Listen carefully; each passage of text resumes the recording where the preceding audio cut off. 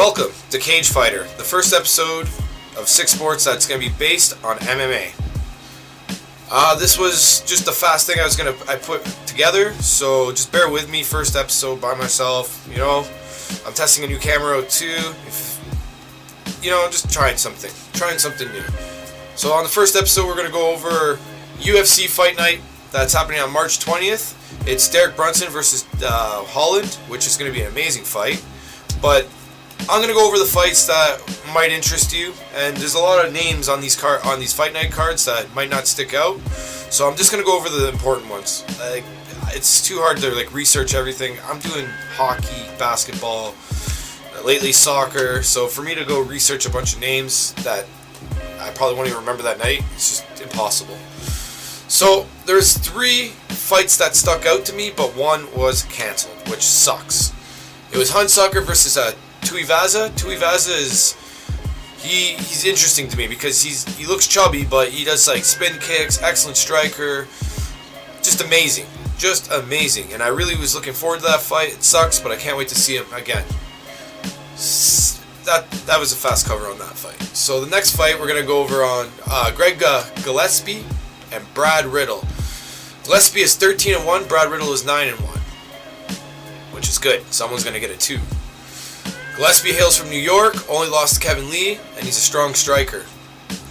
Brad Riddle, he's from New Zealand, Brazilian Jiu-Jitsu, so he's good on the ground, and his recent highlights are stand-up. So he's been knocking people out, and they're highlight reel knockouts.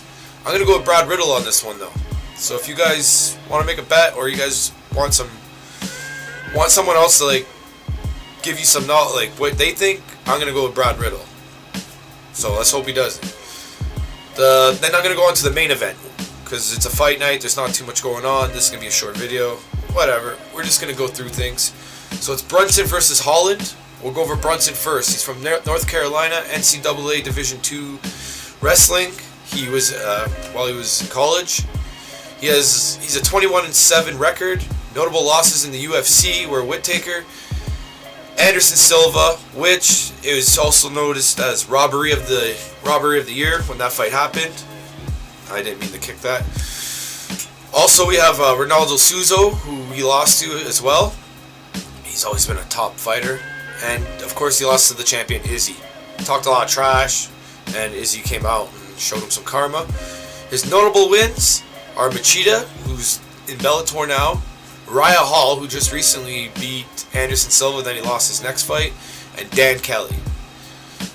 Now we're going to go over Holland, which he's my pick because, wait till I go over all this, then you'll understand. He's from Texas.